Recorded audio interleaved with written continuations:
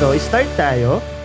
Try ko bagalan ng konti hanggang para makahabol yung iba. So, Lecture 9, we'll talk about Introduction to Land Use and Land Cover Classification using Sentinel-2. So, sino po ulit yung from LGUs?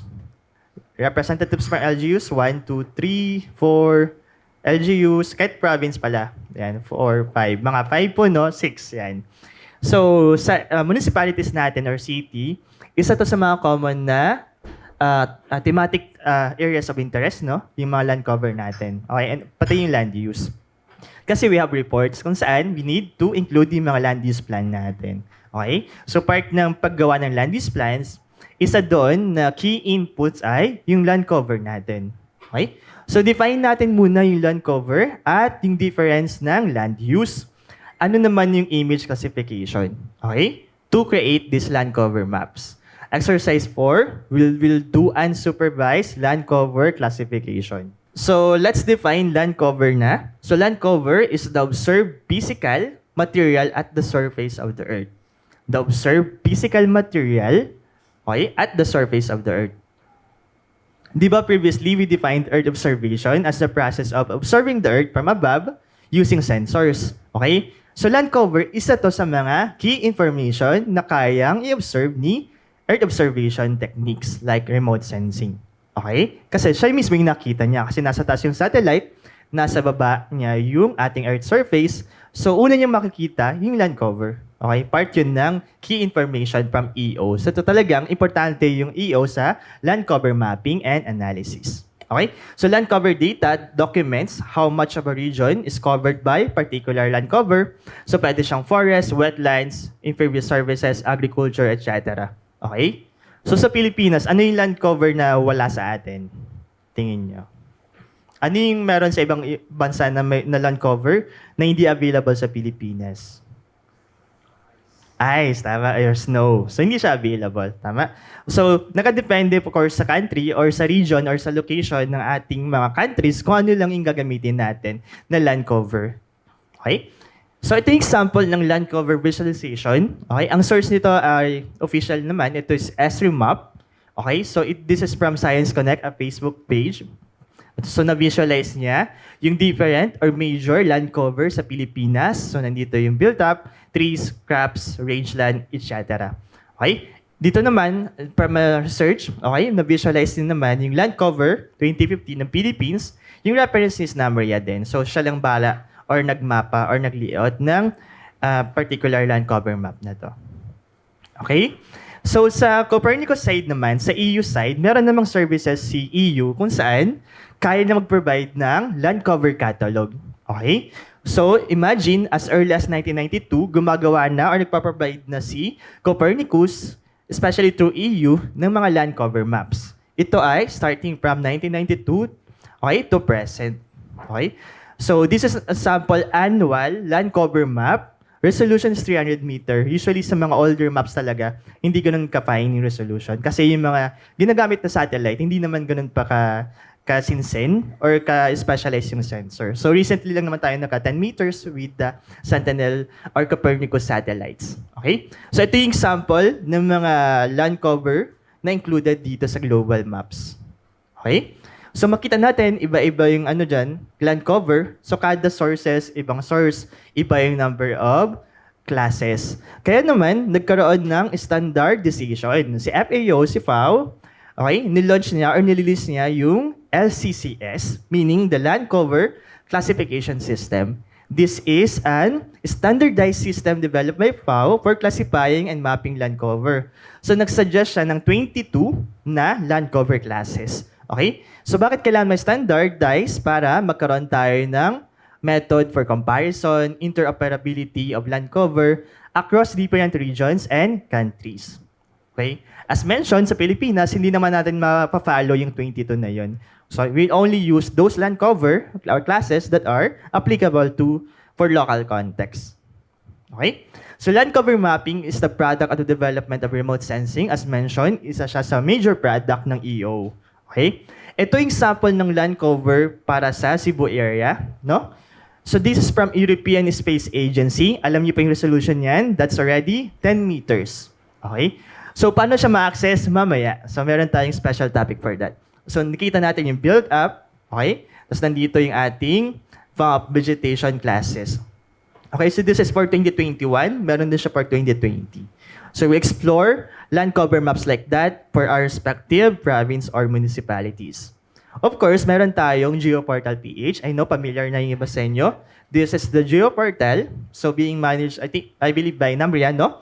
So meron siyang dataset na ng 2020 land cover ng Philippines. If hindi pa kayo aware doon, meron na siyang 2020 land cover of Philippines. I'm not sure if nationwide na, pero ina-upload kasi nila yun per region. Ayun.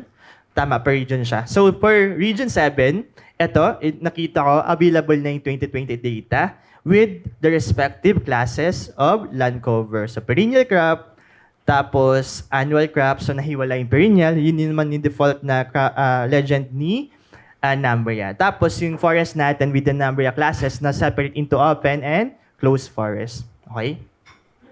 So as mentioned earlier, di ba, meron ding product nito si PILSA. Tapos meron din si COPIL na gagawin. So later, makita natin ano ba yung differences or ano yung advantage ng using one data over the other. Pero pinapakita lang dito na available naman yung Namria data, okay, using this particular website, yung GeoPortal PH. Okay? So viewing large areas repeatedly is necessary for acquiring information about land cover. So, kaagapay or nakakabit sa land cover mapping yung land cover change mapping. Okay, sa land cover mapping, kailangan mo lang ng one dataset, no? For example, recent lang na dataset ng Cebu, kailangan mo lang ng one satellite data, enough na yon for land cover mapping. Pero, pag land cover change analysis or change mapping, kailangan mo ng at least two dataset. Kasi wala kang point for comparison. Dapat meron kang one early and one later data. So bakit siya ginagamit, especially for land cover? Kasi for management purpose, minsan hindi mo lang kailangan yung recent or updated. Kailangan mo rin yung historical data niya. Okay? Paano mo masabi na nagkaroon ng forest loss? Kung ang measure mo lang is yung recent, dapat meron kang baseline. Okay? Kaya naman, usually, for land cover mapping, ang kasunod na step ay land cover change detection or analysis. These are sample maps from our respective municipalities here na merong participants. Ito yung sample na land cover map ni Anda and Clarin in Bohol. Tama, ito si Anda, ito si Clarin, no? This is from for Bohol. Okay, so ito yung sample na land cover map. So nandyan yung kanyang mga land cover classes, kasama yung vegetation, build up, etc. Okay? So I think for Bohol, na-visit ko yung website ni Bohol. Every municipalities naka-folder. Tapos makita mo yung mathematic maps. So, dito ko siya nakuha. Kaya more on examples ko ay for Bohol kasi may sample na per municipality. Alam niyo po kung saan to? Yan. Pulang-pula po, no? So, that's kung saan doon si Raymar. Raymar. That's, hindi naman sa area na yan. Pero that's Metro Manila pala. Yan. Land cover map of Metro Manila. So, pulang-pula. So, red eye, built-up areas. Meron namang kakapiranggot na vegetation. Pero, wow, konti na lang siya. Okay? So, this is the city of Manila in Manila. So, land cover maps helps LGU understand what exists on the ground, okay? Such as forest, farm, built-up areas, so they can plan better. Okay, yun ang main function. So, they will use this map para matulungan to plan better. Hindi lang land use, dapat kasama yung land cover to understand what cover or features are existing on that particular barangay or municipality. So, yung land cover maps natin are useful for zoning, disaster risk reduction, and environment protection. Okay? Ito naman yung isa, yung land use. Okay? Ito yung land cover ni Manila. Ito yung land use. Okay? Yung land use mo, nakadepende sa existing cover mo. For example, since dominantly built-up structure na dito yung cover niya, ang land use niya ay more on how they utilize that particular built-up areas.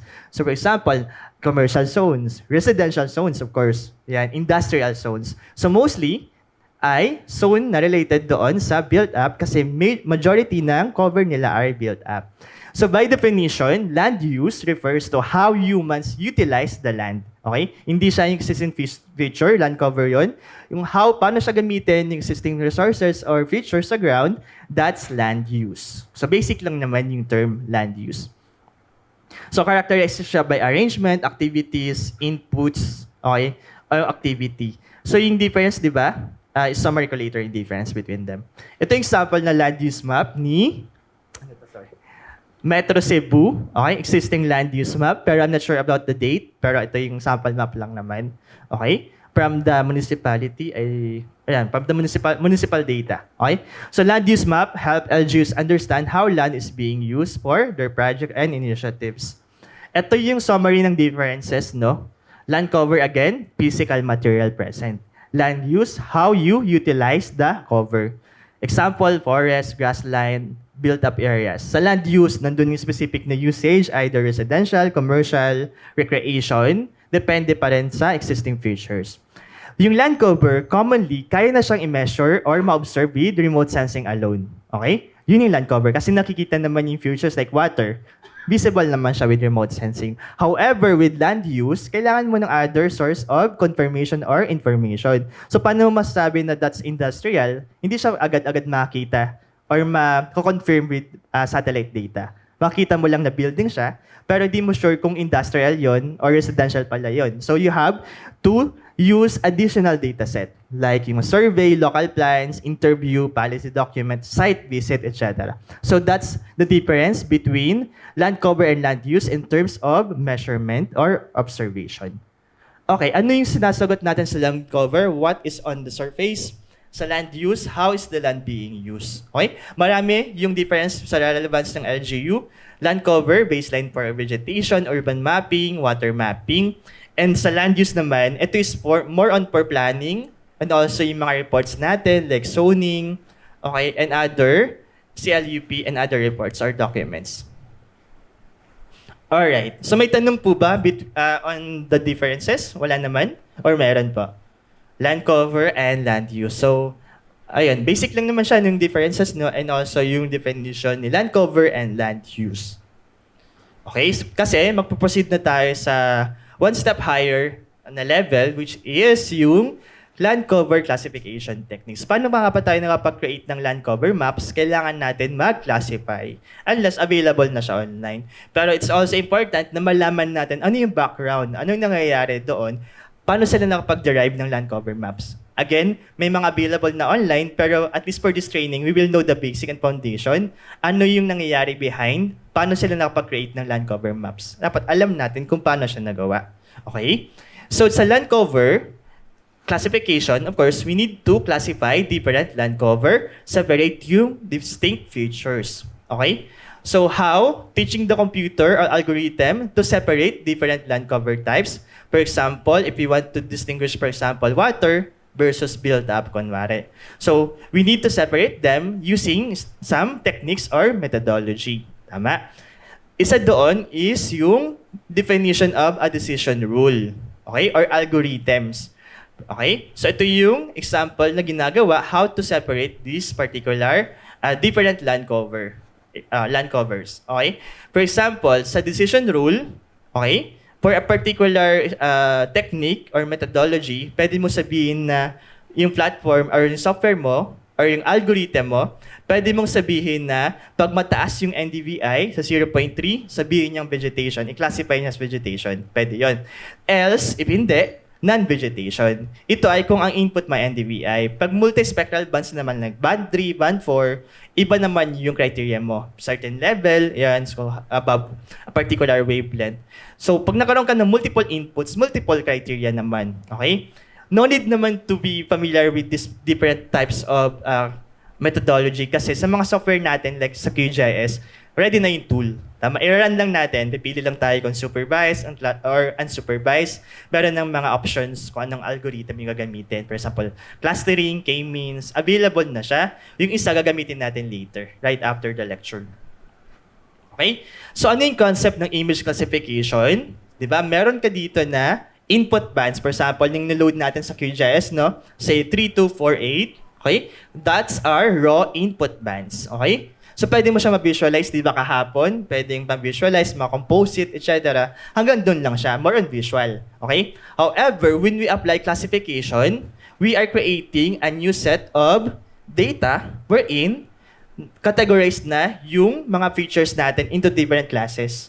Tama? For example, itong mga vegetation, mas-separate natin siya, if tama yung classification natin, mas-separate natin siya as forest or vegetation. Okay? Since na-separate natin siya, yung mga pixels, we can convert it into shapefiles, and we can calculate area. Okay? Pag na-classify na natin siya. Okay? It helps transform raw satellite data into meaningful observation.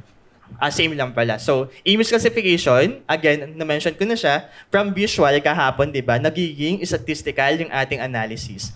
From this visualizing these layers hanggang magkaroon tayo ng categorical classes. So, it involves analysis of multispectral, tapos application of statistically based rules or algorithms. Another example for that particular technique, for example, we have here the input data. Ito. For example, this is building. Okay? For visual analysis, you can only separate, visually, of course, those buildings versus vegetation. But after image classification, okay, kung tama yung methodology mo or yung mga settings mo, you can separate, okay, this particular structure as a single or unique class. Okay? Then, unique class din yung vegetation, etc. And right after, pwede mo calculate yung accuracy and makalculate yung area for that particular feature. So meron tayong 3 types of major classification. Meron tayong supervised, unsupervised, and hybrid. So pinaka-common syempre yung itong dalawa kasi minsan lang yung hybrid. So supervised and unsupervised. Explain natin yan. Okay? So yung supervised, kailangan ng data from the user, especially for region of interest. Okay? Kaya siya supervised kasi may supervision ng user or ng mapper. Pag unsupervised, hinaayaan mo yung algorithm na maghiwalay ng mga features or mga classes. Kailangan mo lang input yung maximum of number of classes na gusto mo, siya nang bahala. Okay? Ano yung advantage or differences? Discuss natin in a while. So ito yung 3 basic steps sa supervised. Una yung training. For example, nag-download tayo ng satellite data. Tapos nag-visualize tayo, for example, true color or false color. Sa supervised, as mentioned, may data na dapat i-input si user sa first stage pa lang, sa first step 1 pa lang. For example, alam mo na ito ay water, si AI water, okay, magdodraw ka ng AOI or region of interest dito sa water. I-label mo siya agad as water. Okay?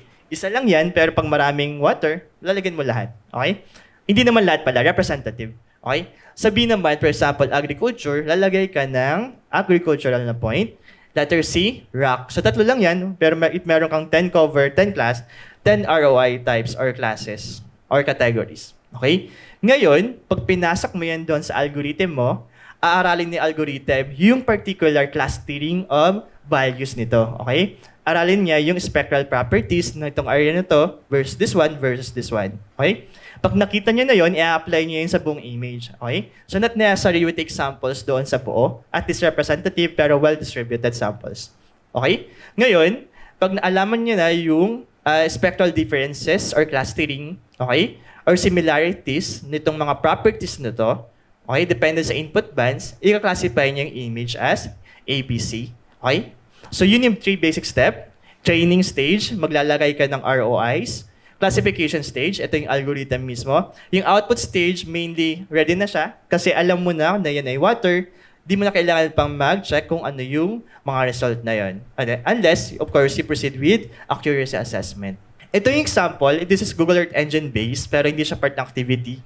So for example, in this exercise, okay, kailangan mong i-classify ito with your Sentinel-2 data. So alam mong ito ay water. So magpo-point ka, create ka ng mga water points dito. Okay? I-label mo agad siya as water. Okay? Sunod ay vegetation, yung green. Tama ba? We have clouds. Okay? Build up, yung red. And mangroves, itong part. So vegetation, I think, ito, yan. Mga light green.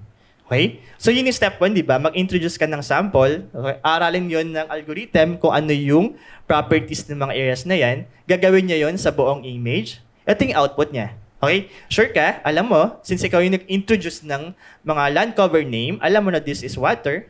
Okay? Ito yung mangroves. Okay? Etc. So ito yung supervise. Kaya siya supervise kasi tinulungan mo siya na mag-identify ng mga information kung nasaan yung mga resources mo or yung mga cover mo. Require a prior information about possible classes. Dapat familiar ka na sa site unless visible naman siya with your satellite data. Okay? Sa unsupervised naman, ito naman kabaliktaran. Okay? First, i-specify lang natin yung number of classes. For example, sabi mo 10, pipilitin ng algorithm na mahiwalay yung map mo into 10 land cover. I mean, 10 classes. Okay? Pag sinabi mo 5, 5 lang yung gagawin niya. Yung maximum na number of classes. Okay? So, yun yung settings mo.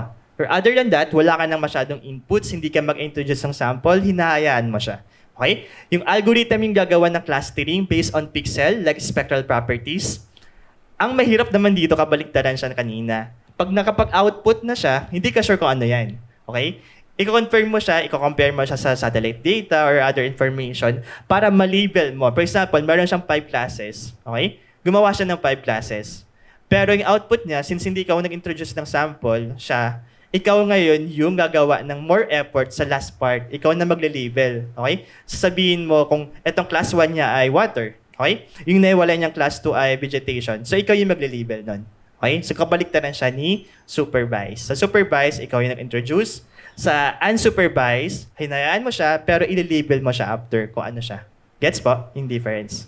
So, ito yung example ng unsupervised. So, hinayaan lang natin siya mag-classify ng different cover or classes. For example, meron kang ganito sa palengke. You have different types of fruits, di ba? Yung mga kahon-kahon siya, iba-iba yung kanyang properties. Yan. So, mahirap siya itinda, no? Mahirap siya ibenta kasi hindi pa naka-cluster yung similar na fruits or, fruits. So, hiwalay pa yung saging, hiwalay pa yung mga mansanas, etc. So, after k-means, ma-organize siya into similar clusters. Okay? So, yung properties nito, since same yung properties nila, okay, across yung mga samples na apple, for example, i-cluster niya yon into similar group or cluster. So, one cluster mo, pwedeng one cover na siya. Okay, or one class na yon may hiwalay. Yan ay sa palengke, of course. So, similar, or sa sa satellite data, meron naman tayong mechanism paano niya nahiwalay yung kanyang mga land cover. So, medyo technical na siya. So, I'll try to explain it the easiest way I can. So, for example, ito yung satellite natin. Meron tayong mga pixels yan. Pixels yan ng satellite data, no? Ito ay for k-mean cluster. Ito yung gagamitin natin later. That's why explaining the methodology behind this particular analysis. Ginugrupo niya yung similar objects based on k number of clusters. Okay? Again, yung number of clusters, ikaw yung magbibigay niyan kung ilan yung clusters na kailangan mo later. So, yung k-initial, for example, dito, mga pixels yan. Okay? Tapos, ang sinet mo ay 3. Okay? So, meron kang initial na 3 k-means. Okay? Meron tayong red, green, and blue. Okay? Yan yung k-initial means natin. Yung next step dito, di ba meron kang mga k-initial means, pero meron kang mga pixels na hindi pa siya classified either para pa siya sa red, sa green, or sa blue. Okay? Ngayon, sa second step nito, pag meron ka ng k-mean cluster, titingnan natin ng algorithm ngayon if yung mga remaining pixels mo, yung spectral properties niya, hindi lang distance, no? Hindi lang distance or physical distance. We're talking about spectral properties. If mas malapit ba to sa spectral properties ng red or sa green? Okay? Pag mas malapit yung kay spectral properties niya with the first group, i-classify niya ito under this one. Okay? I-group niya yon sa red. Pag mas malapit yung spectral properties, for example, NDVI yung input mo, if mas malapit yung 0.4 sa 0.45, if makakalapit yung values, i-cluster niya as 1, dito siya sa green, ito naman dito sa blue. So sa step 2 pa lang, nahiwalay na natin, no? Nagkaroon na tayo ng clustering. Okay? Yung third step dito, okay, since meron ka ng newly classified or pixels, okay, newly recruited pixels, the next step is to calculate the new centroid, okay, using these new pixels under that particular group or cluster. Kukunin niya yung centroid ay magiging another k-means. No?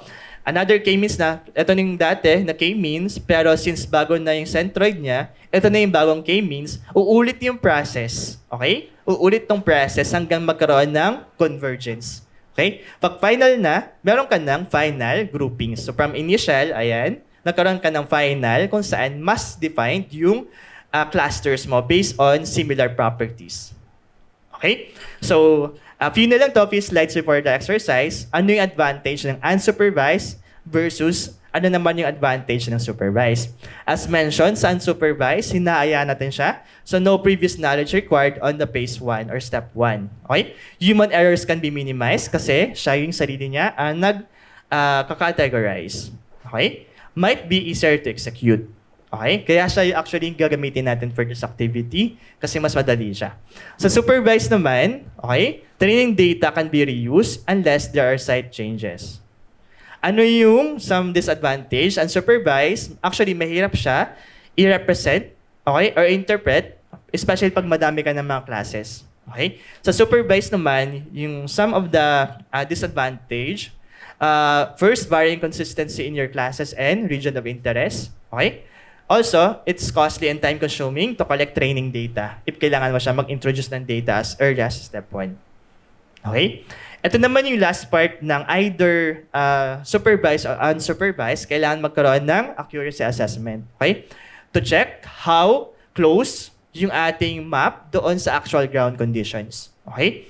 It helps determine the reliability of the classification using reference data such as field observation.